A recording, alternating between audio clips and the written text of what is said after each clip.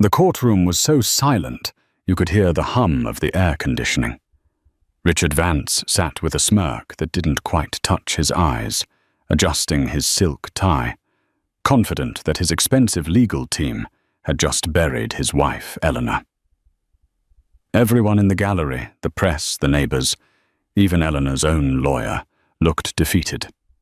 Richard had painted her as unstable, reckless, and unfit. It was over. The gavel was about to fall. But then Judge Anthony Hargrave leaned forward, peering over his spectacles, not at the lawyers, but directly at Richard. He cleared his throat and said, "Mr. Vance, before I rule, I have one final question." That single question didn't just change the verdict. It unraveled a lie 3 years in the making. To the outside world, Eleanor and Richard Vance were the epitome of the American dream. Richard was the CEO of Vantage Systems, a cybersecurity firm based in downtown Seattle that had just gone public, turning him into a multi-millionaire overnight. Eleanor was the stunning, supportive wife who chaired charity galas for the Children's Hospital and kept their sprawling estate in the exclusive neighborhood of Medina running like a Swiss watch. They had been married for 12 years. They had a beautiful 8-year-old daughter named Lily, a golden retriever named Buster, and a summer home in the Hamptons. On Instagram, their life was filtered to perfection, sunsets on yachts, black-tied dinners, and candid laughter. But the reality inside the Vance household was a cold, silent war. The trouble didn't start with shouting matches or thrown vases. It started with silence. Over the last 2 years, Richard had become a ghost in his own home. He would return from the office at 10:00 p.m., smelling of scotch and expensive cologne that Eleanor didn't recognize, and head straight to his study. He locked the door, something he had never done before. Eleanor tried to be the understanding wife. She told herself the IPO was stressful. She told herself that men like Richard carried the weight of the world on their shoulders. But the dynamic shifted aggressively on a rainy Tuesday in November. Eleanor was in the kitchen organizing the catering for an upcoming fundraiser when Richard stormed in. He wasn't just tired, he was furious. "Who touched my laptop?" he barked, his face flushed. Eleanor looked up, startled. "No one, Richard. I dusted the study, but I didn't move anything." "You were in there." He closed the distance between them, looming over her. "I told you, Eleanor. My office is off limits. There are confidential client files in there. If you compromise my security, you compromise this entire family."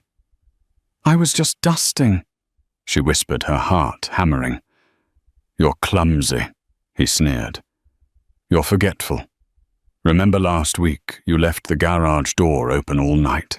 Anyone could have walked in." Eleanor frowned. I didn't think I did. I remember hitting the button." "You didn't," Richard said with absolute conviction. "I had to close it at 3:00 a.m. You're losing it, Elle. You need to see a doctor." This was the beginning. It wasn't a physical blow, but a psychological one. Over the next 6 months, strange things began to happen around the house. Keys would go missing only to reappear in Eleanor's purse. Important documents for Lily's school would vanish, and Richard would find them in the trash can, accusing Eleanor of throwing them away. The thermostat would be set to 90 degrees in the middle of the night, waking them up in a sweat, and the logs would show it was changed from Eleanor's phone app. Eleanor began to doubt her own sanity. She visited a therapist, Dr. Aris, whom Richard had recommended. She didn't know at the time that Dr. Aris was an old college friend of Richard's from his days at Yale. Every session seemed to focus not on her anxiety, but on her memory lapses and erratic behavior. By the time the divorce papers were served, Eleanor wasn't just heartbroken. She was a woman who believed she was broken. Richard didn't just want a divorce. He wanted everything. He wanted full custody of Lily, claiming Eleanor was mentally unstable and a danger to the child. He wanted the house. He wanted to leave her with nothing but a small stipend, citing a prenup she barely remembered signing a decade ago. The night he handed her the papers, he didn't even look at her. He stood by the window swirling a glass of whiskey.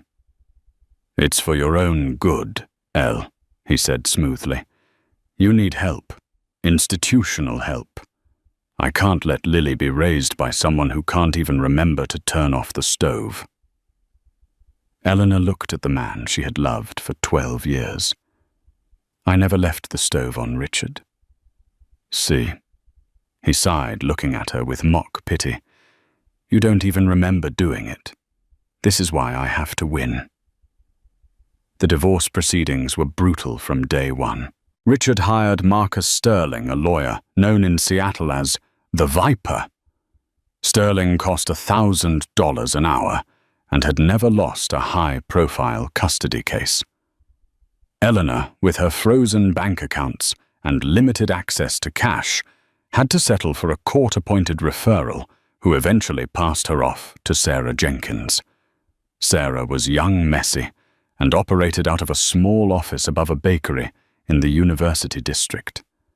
She had coffee stains on her files and looked perpetually exhausted. When Eleanor first met her, she felt a sinking feeling in her gut. How could this woman stand up to Marcus Sterling? "Okay, Mrs. Vance," Sarah said, pushing her glasses up her nose. "Here's the reality. Your husband is painting a narrative. He has logs of you missing appointments. He has affidavits from your housekeeper saying you seem disoriented. He even has a report from a private investigator showing you sitting in your car in a parking lot for 3 hours, staring at nothing." "I was crying," Eleanor said, her voice trembling. "I was crying because my husband told me he didn't love me anymore." "The court doesn't see tears," Sarah said gently but firmly. "They see instability. We need proof, Eleanor. Hard proof. Did he have an affair?" I suspected," Eleanor admitted. "His secretary, Jessica Thorne. She's 24. She's been with the company for a year. He bought her a bracelet, a Cartier bangle. I found the receipt in his jacket pocket, but when I confronted him, he said it was for a client gift. The next day, the receipt was gone." "Classic," Sarah muttered, scribbling notes. "Gaslighting 101. But suspicion isn't evidence. We need to find the money. Men like Richard Vance don't leave their wives for a secretary unless they've already secured the bag. If he's hiding assets, we can prove he's lying to the court. If he's lying about money, the judge might believe he's lying about you." While Sarah went to work on the financials, Richard escalated his attacks. He knew Eleanor was staying in the guest room of the estate until the court hearing. He used this proximity to torment her. One evening, Eleanor came home to find the house filled with people. It was a dinner party. Richard was at the head of the table laughing with business associates. Jessica Thorne was there, sitting at Richard's right hand, wearing a stunning red dress, and Eleanor's breath hitched the Cartier bangle. "Oh, Eleanor," Richard said loudly, the room falling silent. "I forgot to tell you we were hosting tonight. Did it slip your mind again?" The guests looked at Eleanor with pity. She was wearing sweatpants and a t-shirt, her hair in a messy bun, holding a bag of takeout. She looked like the crazy ex-wife crashing a sophisticated gathering. You didn't tell me," Eleanor stammered. "I sent you a calendar invite 3 days ago," Richard said, holding up his phone. "Look," he showed the screen to the guest nearest him. "Sent Tuesday, 9:00 a.m. Eleanor felt the walls closing in. She fled up the stairs, humiliation burning her cheeks. In her room, she checked her phone. There was no invite. But when she refreshed her calendar, suddenly, there it was. Dinner party, 7 p.m. He had added it remotely just now. She sat on the edge of the bed, shaking. He was using his tech skills, his company's software, to manipulate her digital life. But who would believe her? He was the tech genius. She was the confused housewife. 2 days later, the situation turned dangerous. It was Eleanor's weekend with Lily. They were at the local park. Lily was playing on the swings, and Eleanor was sitting on a bench watching her, feeling a moment of peace. She looked down at her phone to answer a text from Sarah. When she looked up, the swing was empty. Panic, cold and sharp, pierced her chest. "Lily." She stood up, spinning around. "Lily." The park was crowded. Kids were everywhere, but no Lily. Eleanor began to scream. She ran toward the parking lot, her vision blurring. Has anyone seen a little girl, blonde hair, pink jacket? 10 minutes of pure hell passed. Eleanor was on her knees, hyperventilating, about to call the police, when Richard's sleek black Mercedes pulled up to the curb. The back window rolled down. Lily was sitting there, eating an ice cream cone. Richard stepped out of the driver's seat, looking calm and disappointed. He held up his phone, which was recording. "This is what happens," Richard said to the camera narration style. "I tracked my daughter's GPS watch. She wandered 3 blocks away to a convenience store while her mother was on her phone. I had to leave a meeting to come pick her up." "I was watching her," Eleanor screamed, rushing the car. "She was on the swing a second ago." "You lost her, Eleanor," Richard said, coldly stopping the recording. "And now the judge is going to see this video. You're unfit." Eleanor looked at Lily. "Baby, why did you run away?" Lily looked down at her shoes. She looked frightened. "Daddy told me to," she whispered, barely audible. "What?" Eleanor gasped. "Daddy texted my watch," Lily said. "He said if I ran to the store, I'd get a prize. He said it was a game of hide and seek with Mummy." Eleanor stared at Richard. A monster. He had used their child as a pawn in a staged disappearance, just to get footage of Eleanor panicking. "She's lying," Richard said smoothly, ushering Lily back into the car. "She's confused, just like her mother. I'll see you in court, Eleanor." As the car drove away, Eleanor didn't cry. The fear evaporated, replaced by a cold, hard resolve. He had crossed the line. He wasn't just hurting her anymore. He was weaponizing Lily. She dialed Sarah. "He staged it," Eleanor said, her voice flat. "He hacked her watch or texted her. We need to get that watch." "Eleanor," Sarah warned. "If you steal evidence, we lose." "I won't steal it," Eleanor said. "But I'm done playing the victim. Richard Vantance thinks he's the smartest man in the room. I need you to find someone smarter."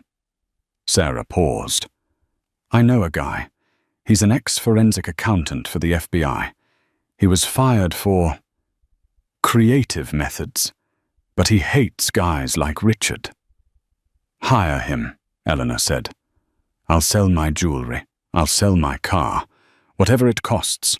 I want to burn Richard's kingdom to the ground." Sarah Jenkins' guy was not what Eleanor expected. She pictured a suit-clad accountant or a stereotypical private eye in a trench coat. Instead, she met Caleb Wright in the back booth of a 24-hour diner in Seattle's industrial district. Caleb wore a faded hoodie, had ink-stained fingers, and looked like he hadn't slept in a week.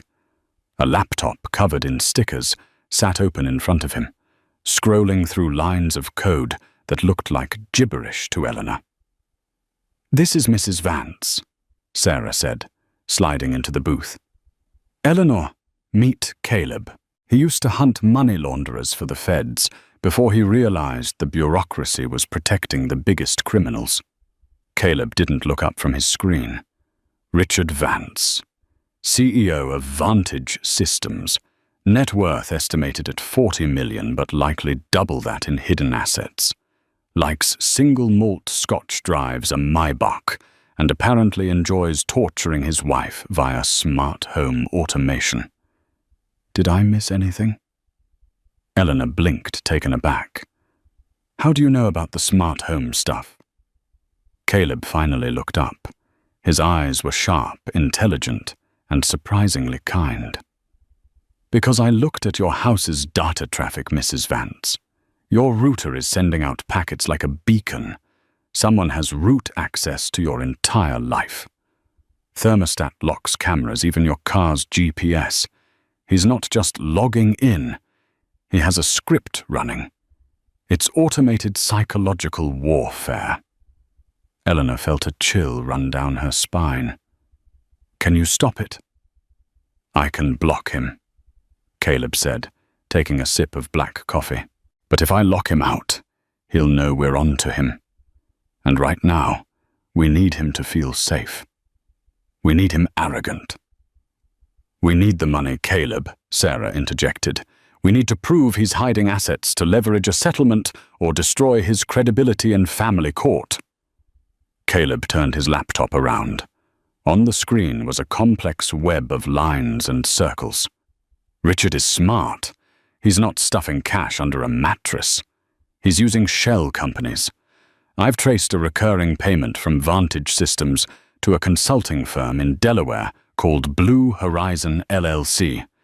Blue Horizon has no employees, no website, and no office, just a P.O. box.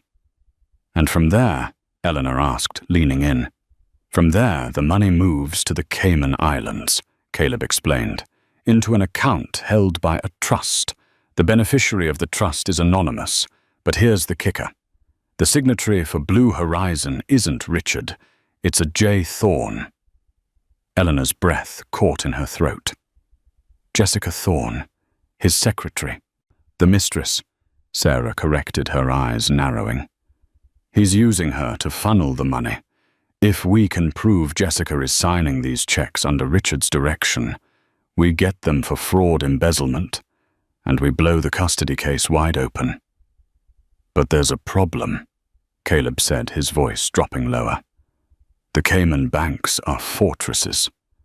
I can see the money going in, but I can't see the account details without a subpoena, and no judge will grant a subpoena based on my illegal hacking. We need physical proof, a ledger, a password, a physical token, something Richard keeps close. Eleanor thought back to the cold nights in the house, Richard's obsession with his study.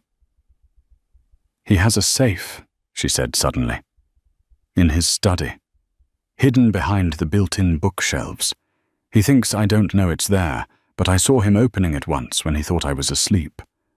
A safe is good, Caleb nodded, but unless you know the combination... I don't, Eleanor admitted. But he's arrogant. He told me once that the most secure passwords are the ones right in front of your face. He prides himself on memory. Caleb typed furiously. I can try to crack his digital patterns, but if there's a physical ledger in that safe that's the smoking gun... Mrs. Vance, do you still have access to the house?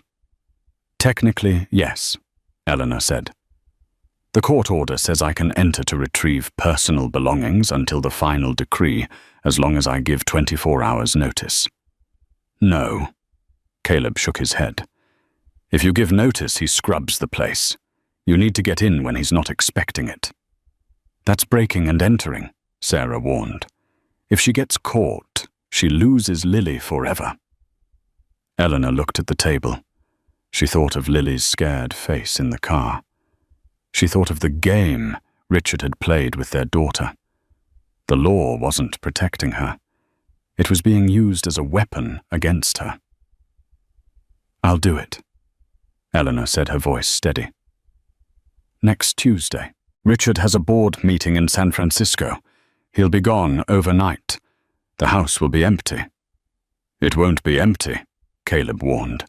"The cameras will be on. The alarms will be set." "You said you could control the house."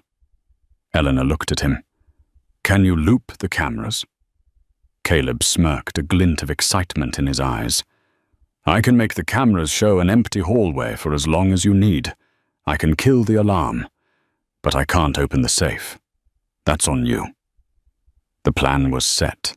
It was a heist, pure and simple. A desperate housewife, a disbarred accountant, and a messy lawyer against a tech mogul. It was madness. But it was Eleanor's only shot. The day of the hearing arrived with a grey, suffocating drizzle typical of Seattle. The King County Courthouse loomed like a stone giant, indifferent to the lives being torn apart inside. Eleanor wore a navy blue suit Sarah had picked out from a thrift store, modest, serious, but not expensive. She wanted to look like a responsible mother, not the gold digger Richard was painting her to be. Inside courtroom 4B, the atmosphere was heavy. Richard sat at the plaintiff's table, flanked by Marcus Sterling and 2 junior associates. Richard looked impeccable in a charcoal custom suit, projecting an air of sad resignation. He nodded politely to Eleanor as she entered a gesture that made her stomach turn. Presiding was Judge Anthony Hargrave. He was an older man, known for being stern, meticulous, and suffering no fools. He had a reputation for favoring stability in custody cases, which usually meant siding with the parent who had the money and the house. Marcus Sterling stood up for his opening statement. He didn't shout. His voice was a smooth, poisonous baritone. "Your Honor." Sterling began pacing slowly before the bench. "This is not a case about money. It is not a case about infidelity. It is a case about safety. The safety of a minor child, Lily Vance. We will present irrefutable evidence that Mrs. Vance has suffered a severe psychological decline over the last 2 years. We will show that she is neglectful, paranoid, and prone to hallucinations. We do not do this with malice, but with a heavy heart. Mr. Vance simply wants to protect his daughter." Sarah Jenkins stood up next. She looked nervous, shuffling her papers. "Your Honor, we intend to prove that this decline is a fabrication, a result of systematic gaslighting and emotional abuse designed to strip a mother of her rights." Judge Hargrave looked over his glasses at Sarah. "Gaslighting is a buzzword, Ms. Jenkins. I prefer evidence." "We will provide it, Your Honor," Sarah said, her voice trembling slightly. The morning session was a bloodbath. Sterling called the housekeeper, Maria. Maria refused to look at Eleanor. Under Sterling's questioning, she claimed that Eleanor often forgot to feed Lily, left doors unlocked, and spent days in bed staring at the wall. Eleanor wanted to scream. She had paid for Maria's daughter's dental surgery last year. Richard must have paid her double to lie. Then came Dr. Aris. The psychiatrist walked to the stand with confident strides. He swore to tell the truth. "Dr. Aris," Sterling asked, "in your professional opinion, does Eleanor Vance suffer from a personality disorder?" "I believe she exhibits signs of borderline personality disorder with dissociative episodes." Dr. Aris lied smoothly.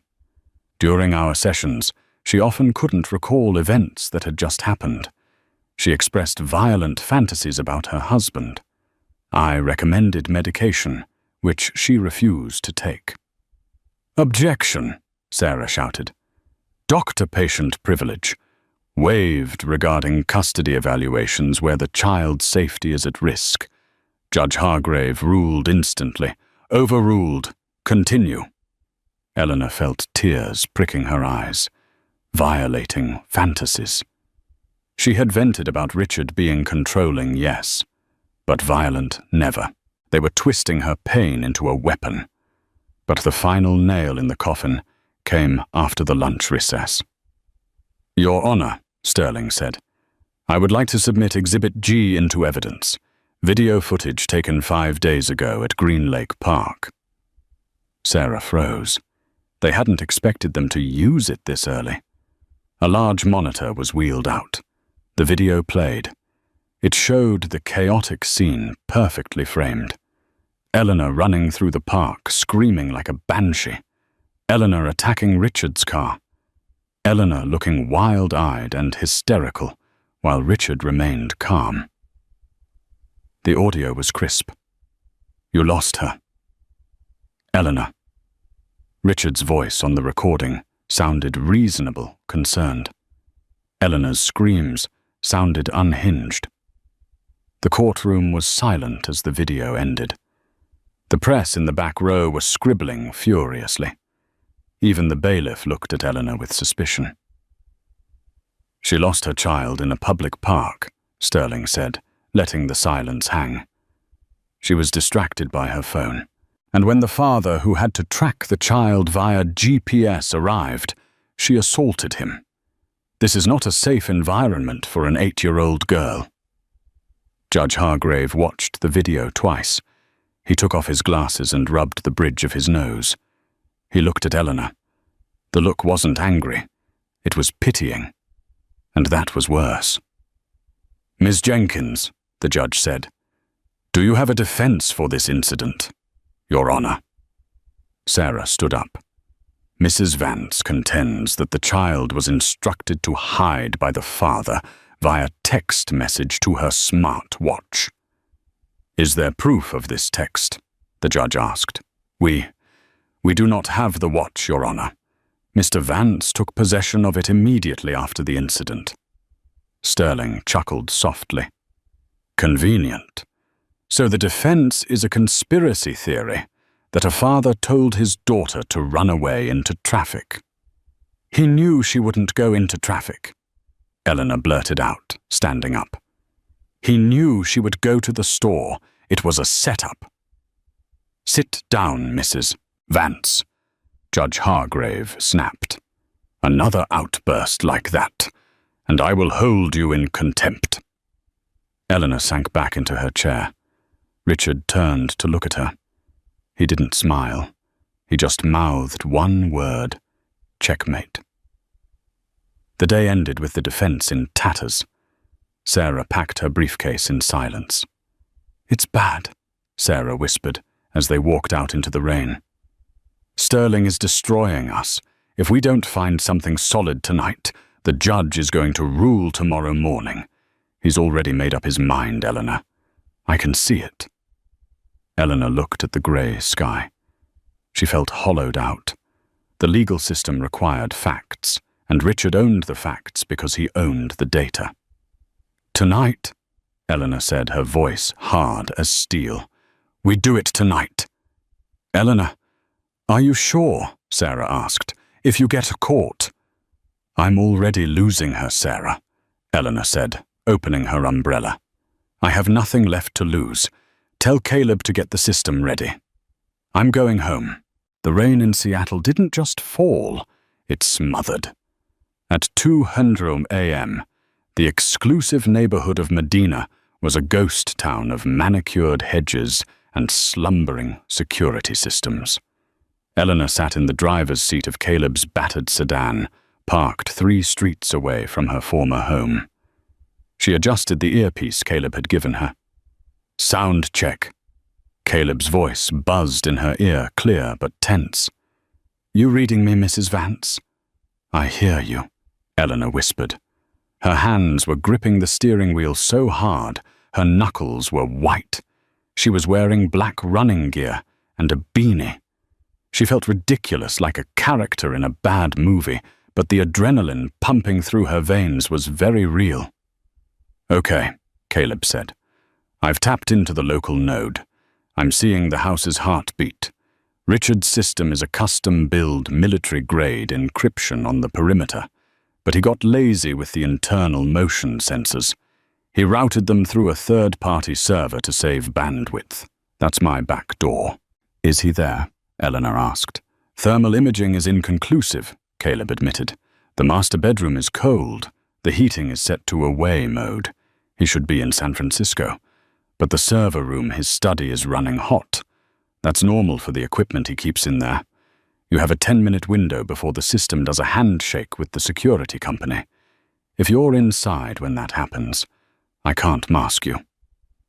10 minutes, Eleanor breathed. Okay.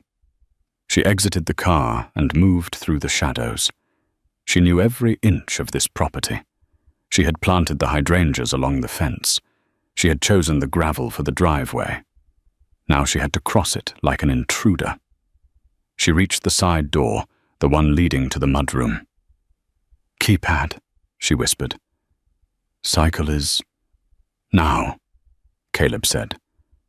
Enter 9922. You have 3 seconds. Eleanor punched the code. The light turned green. She slipped inside. The house smelled the same, a mix of lemon verbena cleaning polish and the faint, lingering scent of oak. But it felt wrong. It felt sterile. The photos of her and Lily that used to line the hallway were gone, replaced by abstract modern art that Richard favored. It was as if she had been erased. I'm in, she whispered. Move, Caleb commanded. Study is on the 2nd floor, north corner. Watch the stairs. The 3rd step squeaks. I know, Eleanor thought. I'm the one who asked him to fix it for 6 years. She crept up the stairs, avoiding the loose board. The house was silent, save for the hum of the refrigerator downstairs and the pounding of her own heart. She reached the study door. It was locked. Digital lock, Caleb said. I'm brute forcing it. Got it. The lock clicked. Eleanor pushed the door open. The study was illuminated only by the blinking blue lights of Richard's server rack in the corner. The massive mahogany desk dominated the room. Behind it were the built-in bookshelves. Okay, find the safe, Caleb said. Eleanor moved to the section of the bookshelf that held the encyclopedias. Richard always said knowledge was the only real currency. She pulled the false spine of Volume 4. The shelf clicked and swung outward, revealing a steel wall safe. It's a biometric and keypadded combo, Eleanor hissed. Caleb, it needs a fingerprint. Damn it, Caleb swore. I can't hack a finger. Look at the keypad. Is there wear on the numbers? Eleanor shone her small flashlight. No, he cleans it. He's obsessive. Think Eleanor, Caleb urged. He's a narcissist. He doesn't use random numbers. He uses numbers that mean power to him. Eleanor closed her eyes. What matters to Richard? She tried the stock price of Vantage Systems the day it went public. 4500. Beep, beep. Error. 1 strike, Caleb warned.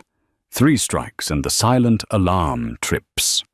She tried the date he won his first major contract. 0812. Beep, beep. Error.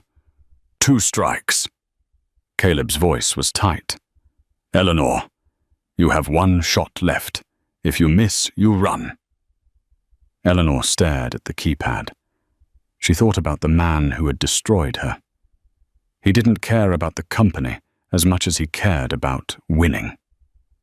What was his biggest victory? It wasn't the money. It was the day he took Lily. The day the temporary custody order was signed. The day he legally became the superior parent. She typed in the date. 105. November 5th. Click. The light turned green. I got the code, she exhaled, trembling, but I still need a fingerprint. She looked around the desk. Richard was meticulous, but he was also creature of habit. He sat in that leather chair for hours. She looked at the Scotch glass sitting on a coaster. It had a small amount of amber liquid left in the bottom. Caleb, how does the scanner work? It's optical, Caleb said. It takes a picture of the ridges. Why? I have a glass, she said. She pulled a piece of clear Scotch tape from the dispenser on the desk.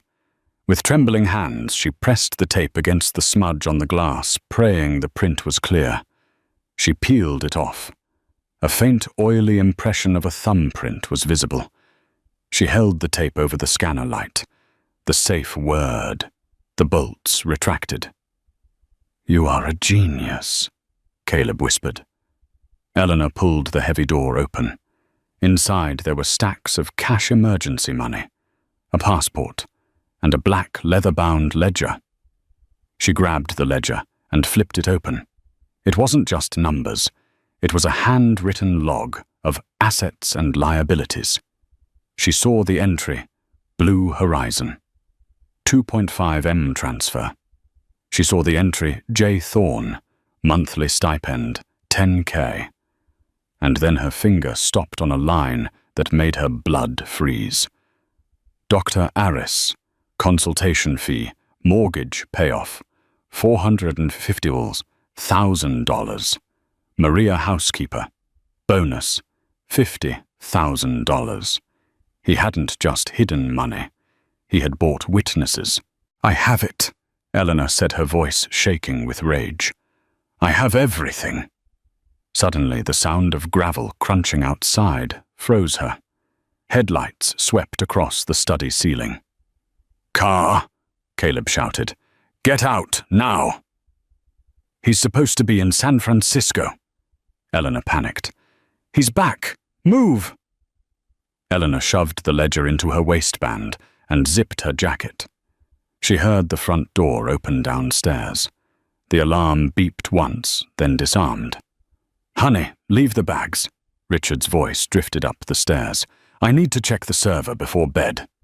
He wasn't alone. Eleanor heard the click of heels. Jessica. Eleanor looked at the window. It was a 20-foot drop to the rose bushes. She looked at the closet.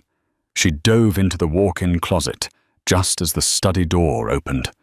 She huddled behind a row of Richard's winter coats, holding her breath, pressing her hand over her mouth. "I don't see why we had to come back," Jessica whined. "The hotel was nice." "I got an alert," Richard said. His voice was right outside the closet. "System handshake failed. Probably a glitch, but I don't take chances." Eleanor heard him typing at the computer. A silence stretched for an eternity. "Logs look clean," Richard muttered. "Must have been the storm." "Come to bed, Richard," Jessica purred. "In a minute," Richard said. "I want to put the gift away." Eleanor heard the whir of the safe. "Richard?" Jessica asked. "Just checking the reserves," he said. There was a pause. A long, terrifying pause. "That's odd," Richard murmured. "What?" "The glass," Richard said. "I finished this scotch before we left." Eleanor's heart stopped. She had moved the glass to get the print. Had she put it back exactly on the coaster, you probably just forgot. Jessica yawned. "You've been stressed about the trial." "I don't forget things," Richard snapped. Footsteps moved toward the closet. Eleanor squeezed her eyes shut. If he opened the door, it was over. Not just the case, her life. He would claim self-defense. He might shoot her. The handle of the closet jiggled. "Richard!" Jessica called out from the hallway. "I'm going to the shower. Are you coming or not?" The handle stopped moving. Richard sighed. "Coming." The footsteps retreated. The lights in the study clicked off. Eleanor waited for 5 full minutes in the dark, shaking so hard her teeth chattered. "Eleanor," Caleb whispered. "Talk to me." "I'm alive," she breathed. She crept out of the closet, past the desk and to the window. She unlocked the latch, slid it up, and climbed out onto the wet roof of the patio. She shimmied down the trellis thorns, tearing at her jacket, and dropped into the mud. She ran. She ran through the rain, clutching the ledger against her chest, like a shield running back to the car, back to the fight. The next morning, the courtroom felt different. The air was charged with a frantic energy. Eleanor sat at the defense table, dark circles under her eyes, but her spine was straight. Sarah Jenkins looked like she had consumed 6 espressos. She was organizing a stack of photocopies with aggressive precision. Richard looked well rested. He chatted with Marcus Sterling, occasionally glancing at Eleanor with that same pitying look. He didn't know yet. He didn't know the safe was empty. Judge Hargrave entered his black robe, billowing. "All rise. Be seated." "Ms. Jenkins," the judge said, looking at his watch. "You said you had a significant development." "Yes, Your Honor." Sarah stood up. "The defense wishes to recall Mr. Richard Vance to the stand." Sterling stood up. "Objection. Mr. Vance has already testified. This is a delay tactic." "It's not a delay, Your Honor," Sarah said, her voice steady. "It's regarding new evidence that speaks directly to the credibility of the plaintiff and the safety of the child." Judge Hargrave raised an eyebrow. "Make it count, Miss Jenkins. Recall the witness." Richard walked to the stand, looking bored. He adjusted his cufflinks. "Mr. Vance," Sarah began, holding a single sheet of paper. "You testified yesterday that your finances were fully disclosed in your affidavit. Is that correct?" "Yes," Richard said smoothly. "I have nothing to hide." "And you also testified that you have no relationship with Dr. Aris outside of his professional treatment of your wife." "That is correct. I barely know the man." Sarah walked to the witness stand. "Mr. Vance, do you recognize this ledger?" She held up the black book. For a split second, Richard's mask slipped. His eyes widened, his jaw tightened. The color drained from his face. It was a micro-expression gone in an instant, but Eleanor saw it. The judge saw it. I've never seen that before." Richard lied, though his voice lacked its usual resonance. "Really?" Sarah flipped the page. "Because this ledger, written in handwriting that our forensic expert has already matched to yours, details a payment of $450,000 to Dr. Aris on September the 12th. The memo line says, mortgage payoff. Interestingly, property records show Dr. Aris paid off his home loan on September the 14th. A murmur rippled through the gallery. The press reporters leaned forward. "Objection," Sterling shouted, standing up. "Where did this evidence come from? This was not in discovery." "It was discovered recently," Sarah said. "This is a fabrication." Richard snapped, his composure cracking. "She forged it, or she stole it. Your Honor, she broke into my home." "This proves she's a criminal." Richard had walked right into the trap. "So you admit the ledger was in your home?" Sarah asked quickly. Richard froze. He realized his mistake. If he claimed she stole it, he admitted the ledger was real. If he said it was fake, he couldn't claim she stole it from his home. Richard stammered. "I admit nothing. This is an ambush." "Your Honor," Sterling interjected, his face red. "If this evidence was obtained through illegal entry, it is inadmissible. Fruit of the poisonous tree. You must strike it from the record and hold Mrs. Vance in contempt." Judge Hargrave looked at the ledger. Then he looked at Richard. Then he looked at Eleanor. The courtroom held its breath. This was the pivot point. In criminal court, the evidence would be thrown out immediately. But this was family court. The standard was the best interest of the child. Mr. Sterling is correct regarding the admissibility in a criminal proceeding, Judge Hargrave said slowly. However, this court is concerned with the welfare of a minor.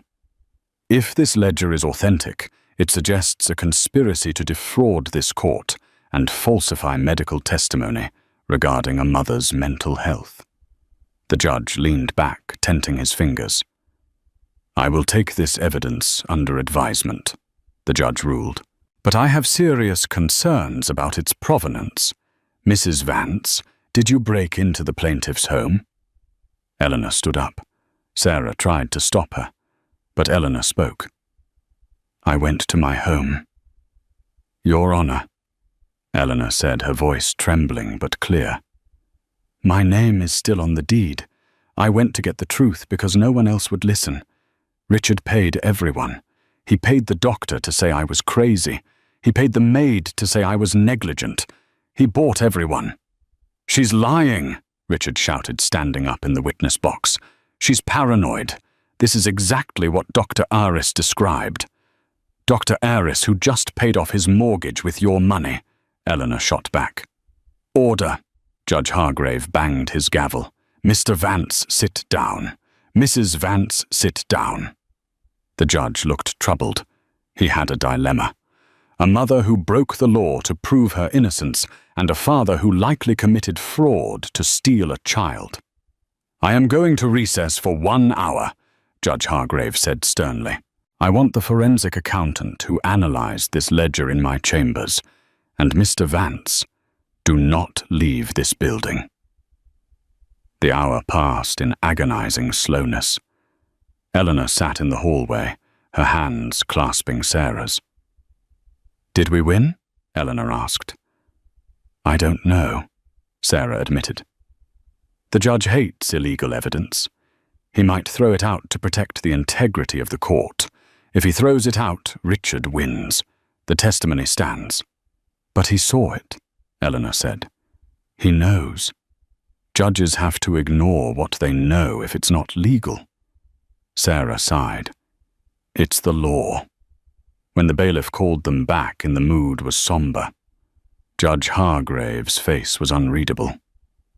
"I have reviewed the ledger," Judge Hargrave began, "and I have spoken with the forensic accountant. The financial trails are compelling." Richard stared at the table, refusing to look up. "However," the judge continued, his voice hardening, "I cannot encourage vigilantism. Mrs. Vance, your actions were reckless and illegal. You compromised a crime scene, if indeed there was a crime. By entering the home and removing items, you have created a legal quagmire." Eleanor felt her heart shatter. He was going to throw it out.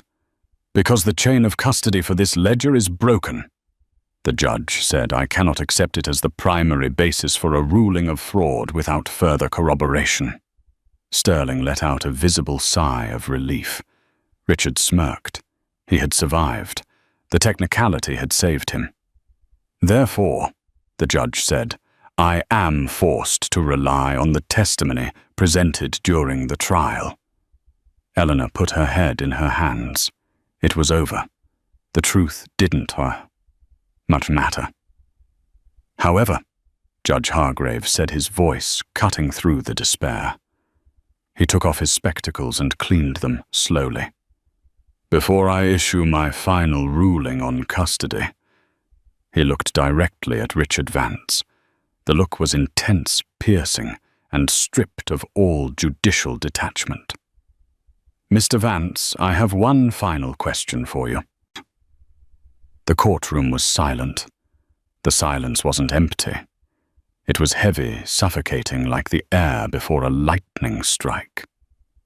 Richard Vance sat back in the witness chair, his confidence slowly returning. The judge had just said the ledger was inadmissible. Richard had won.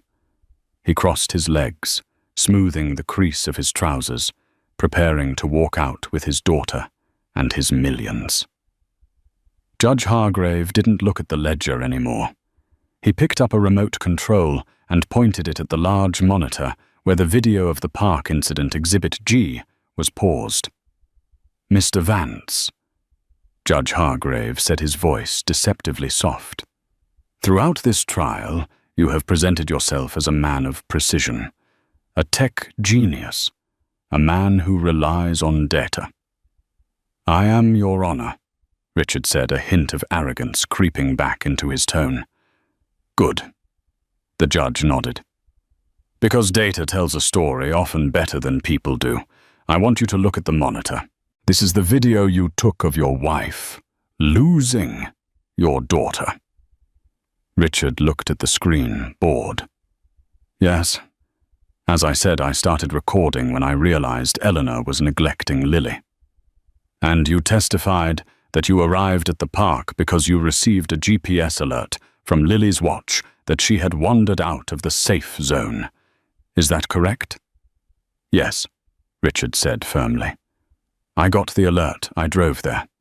I saw Eleanor on her phone and I started recording. I have one final question, Judge Hargrave said, leaning forward, his eyes locking onto Richard's. The judge pressed a button on the remote. The video metadata appeared on the screen in bright green text. Mr. Vance, the timestamp on this video file, says you began recording at 2:14 p.m. But the log from the GPS security company, which you submitted as evidence, shows the zone breach alert wasn't sent until 2:16 p.m. My question is, why were you filming a lost child 2 minutes before the system even told you she was lost? The color drained from Richard's face so fast it looked like he had been slapped. The arrogance evaporated, replaced by the raw, animalistic panic of a trapped rat. There must be a lag, Richard stammered, sweat instantly beading on his forehead. The server latency. There is no lag in GPS timestamps, Mr. Vance. The judge boomed his voice, echoing off the mahogany walls. You were recording because you knew exactly when she would run. You knew because you told her to run. You staged the disappearance. You staged the neglect. And if you are willing to terrorize your own daughter to win a court case, I can only imagine what you are willing to do to your wife. Objection, Sterling yelled, but he sounded defeated. Overruled. Judge Hargrave slammed his gavel down, the sound like a gunshot. Sit down, Mr. Sterling, unless you want to be joined as a co-conspirator in perjury. Richard looked around the room wild-eyed. He looked at Jessica Thorne, who was slowly backing away toward the exit. He looked at Eleanor. Eleanor wasn't looking at the floor anymore. She was looking right at him. She wasn't smiling. She was just watching him burn. The court finds the plaintiff Richard Vance not credible. Judge Hargrave announced, his voice ringing with finality. The video evidence proves premeditated fraud. Furthermore, based on this revelation, I am now inclined to view the inadmissible ledger not as evidence of the defense's theft, but as probable cause for a criminal investigation. No, Richard shouted, standing up. You can't do this. I am Vantage Systems. I built this city. Bailiff, the judge ordered, pointing a finger at Richard. Take Mr. Vance into custody. I am holding him in contempt of court, pending charges of perjury fraud and child endangerment. 2 officers moved in. Richard Vance, the untouchable billionaire, was handcuffed in his Italian suit. As they dragged him past the defense table, he lunged toward Eleanor, spitting venom. You're nothing without me, Eleanor. You're nothing. Eleanor stood up. She walked to the railing as they hauled him away. I'm the woman who beat you, she whispered. The fallout was swift and brutal. With Richard in custody, Caleb the hacker anonymously leaked the Blue Horizon documents to the IRS. The fruit of the poisonous tree didn't matter to the feds. They froze Richard's assets within 24 hours. Jessica Thorne turned state's witness in exchange for immunity revealing everything about the payoffs to Dr. Aris and the housekeeper. Dr. Aris lost his medical license and faced 5 years in prison for falsifying medical records. Eleanor didn't want the mansion. She sold the estate in Medina and used the settlement money to buy a farmhouse on the coast far away from smart homes and surveillance cameras. 6 months later, Eleanor sat on her back porch, watching Lily chase a new puppy through the tall grass. Lily was laughing a real belly-shaking laugh that Eleanor hadn't heard in years. Sarah Jenkins drove up the gravel driveway. She stepped out of her car, waving a piece of paper.